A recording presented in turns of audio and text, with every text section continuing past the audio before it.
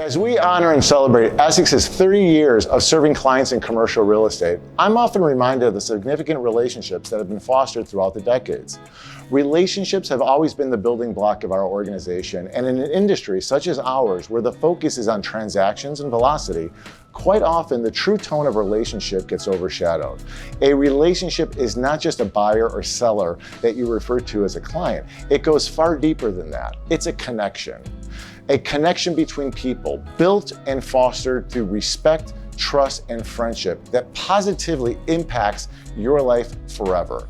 And it's not just limited to our beloved clients, but also includes our peers that we interact with on a daily basis, vendors that we may be working with, and all the other individuals that touch our circle every day. I have been extremely fortunate as brokerage has created for me a relationship for life. From analyst to broker, from mentorship to business partner, and friendship to valued client, Matt Welke and I have a bonded connection that I often refer to as the full circle.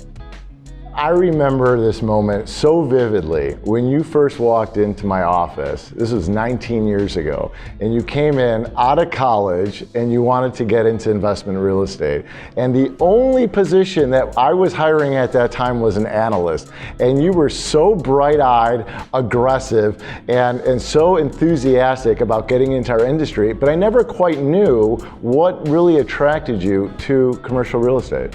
My senior year at Purdue, Drew Brees takes Purdue to the Rose Bowl in Southern California.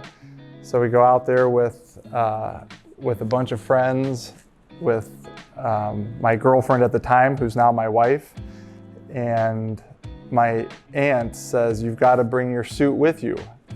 And I said, "No way, I'm not bringing my suit. We're coming out for the Rose Bowl. It's New Year's, my senior year of college. I've accepted a job." And she said, "Just bring your suit. Just shadow your uncle. He's in commercial real estate. He's done remarkably well for himself. Just shadow him for a couple of days." So reluctantly I do. I end up taking my suit. I shadow him for a couple of days. Again, my friends are out having fun, doing things that seniors in college do. And I'm shadowing my uncle. And I remember so clearly, we're driving from property to property, and then we'd end up back at the office, and he was picking up the phone and yelling about interest rates and cap rates and negotiating deals, and none of it meant anything to me, except that I had the hair on my arm stood up. I had this chill that took over my body.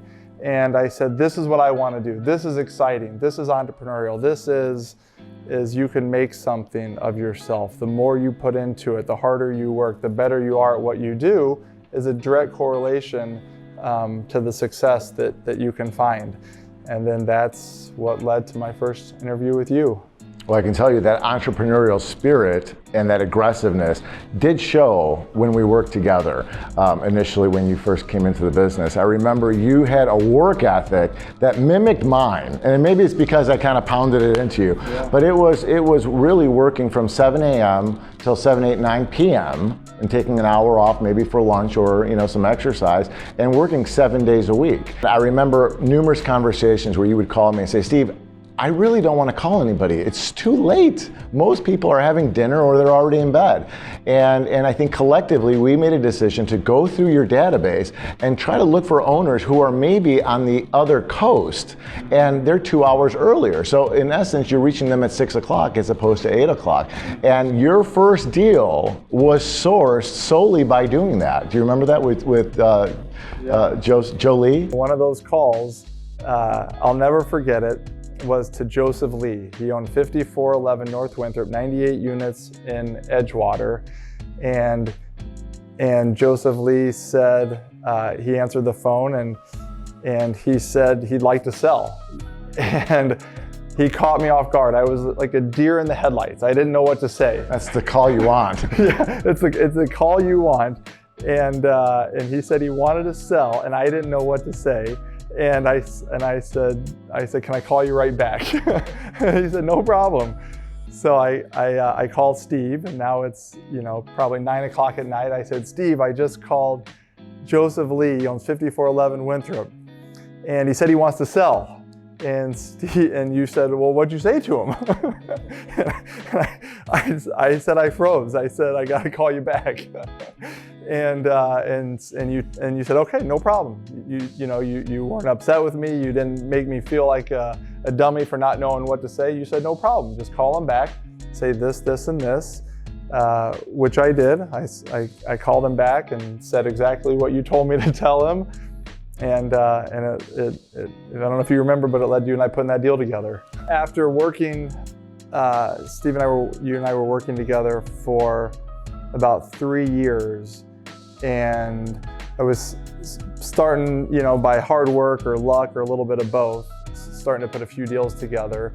And that's when I was approached by Doug Ember, who had started and owned, at the time, a boutique, this is in 2004 now, a boutique brokerage company. It was really just 4 guys, but I had always had a very, very high opinion of Doug Ember and Essex in the business.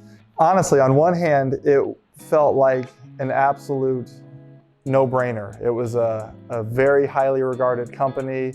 It was a really great culture, a small group of guys, a very high horsepower, but small number of guys that very much lined up with my small town Indiana upbringing. I took a lot of comfort in that as opposed to a large national firm. So on one hand, it was very appealing. On the other hand, you and I had a good thing going. What ultimately made the difference, I think what put, as your advice to me was, if I were you, I would do it. And so I did. So I left the national brokerage company, which still was a very, very hard decision. Leaving you, had a lot of other great relationships there. And just the uncertainty of being young in your career, 100% commission, and moving your brokerage business somewhere else. But then joining Essex was one of the best career decisions I've ever made. It seems like the big start with Rockwell was in 08, 09. And those were some challenging years. And for some people to have the vision or the foresight to want to grow something in 2000 or 2008, 2009 is really scary.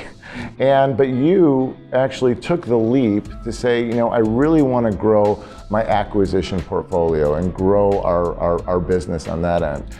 Couple that with a real estate industry and brokerage, which were probably some of our worst years. How were you able to pivot through your brokerage career to keep that afloat and successful, but still also being able to grow this new leap of faith that you have, which has ended up today as Rockwell? And when I look back at the Great Recession of 2008, 9, 10, those were pivotal years. Those are pivotal years for Essex, and those are pivotal years for Rockwell.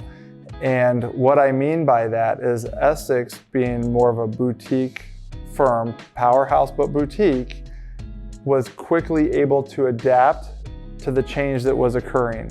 And I remember, maybe even in 2007, we were getting calls from lenders, and the lenders were saying, what do you know about this asset?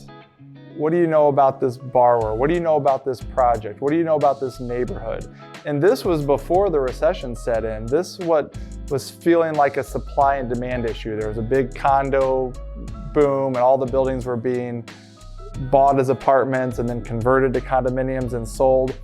And what initially just felt like a supply and demand condo glut, we quickly realized was way, way more than that. And I didn't have at all the foresight to realize the magnitude of the problem that was coming. But what I did realize, and what we did realize at Essex, is we're getting calls that we've never gotten before.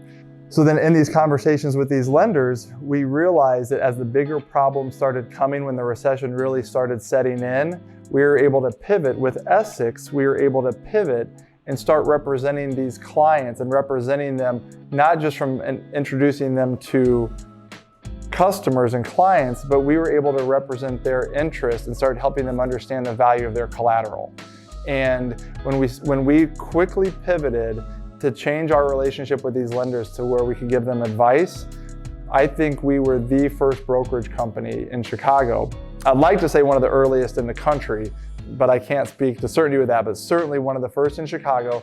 And all of a sudden, Essex is within literally a matter of months is representing some of the largest national and international financial institutions, representing Chase Bank, representing Wintrust Financial, representing these lenders. Now, when you've got a small company like Essex, who's now representing these large institutions, you're really starting to change the market's perception of you as a company, because the market starts saying, oh my gosh, we always knew Essex was a boutique yet powerful company, but they don't feel so boutique anymore. Now all of a sudden they're representing some of the largest national and international institutions. And that, I think, really through the recession, our ability to pivot and represent these lenders really brought Essex out of the recession as a much bigger, better, stronger company than going into it. So we went from analyst to broker, competitor to mentor, but now we go into a client role. Because as you grew Rockwell, I remember our first deal that we did together where I was actually representing you as a client. And that was probably one of the most anxious moments of my life, because as close as we were as friends, now I had to actually, work you as a client, and not just as a representing a seller, but representing you as a buyer. And I knew what challenges we're going to have during this process, and how was I going to be able to negotiate now with Matt Welke, the guy who I trained over all these years. Now I have to negotiate with Matt to get him to be able to close this deal. And that was the building, which I know you remember very vividly, 5045 Northwest Highway in Jefferson Park, which was a newer construction building. I think it was maybe a couple years old at the time. Failed condo development that went rental. And do you remember that? I do, and it's so interesting. You said you felt, what'd you say, a level of anxiety, anxiousness. You did not show it one bit. I'm a salesman. Cool as ice. Steve Livaditis, cool as ice. Yeah, no, that was fun. I knew that the things you were telling me, what you liked about that property, what you liked about the neighborhood, what you liked about the potential, that you believed it, and you were convicted in that, and you were sharing that with me. And it was, again, a level of thoughtfulness that encouraged us to buy it, and we did, and it turned out to be a very good investment. Yeah, so I think I was right. Well, you were right, and when we sold it many years later. Yeah, 6 years later, almost a 50% increase in value. Yeah. It worked out well. I hired you to sell it for us, which was just great. 2016 was a really big year for me, and a very nervous year. And ironically, as you entered the business and I greeted you into real estate, you did the same for me in 2016. And I'll never forget when you and I finally became partners together at Essex Realty Group. And I was walking through the glass doors for the first time. And and I'm nervous, I'm anxious, I got some anxiety, and I open the doors, and there's you in the middle of the office, standing there. Everybody else rises, and you guys all start clapping and welcoming to the company. And that was such an emotional moment for me, because it really displayed the sincerity that we have and what we've built throughout the years, So thank you for making one of the biggest moments of my life in 2016 to be so easy and so great. Matt, you've been an employee of mine, a partner with me, a client of mine, but most importantly, a dear, dear friend. And I cannot begin to tell you how proud I am of all of your accomplishments over the years and how much you've grown to the man that you are today. You've been a great friend, and my family and I appreciate and cherish our relationship that we've had for almost 20 years. You know what? That goes both ways. Thank you so much. You're the man. Thanks for everything.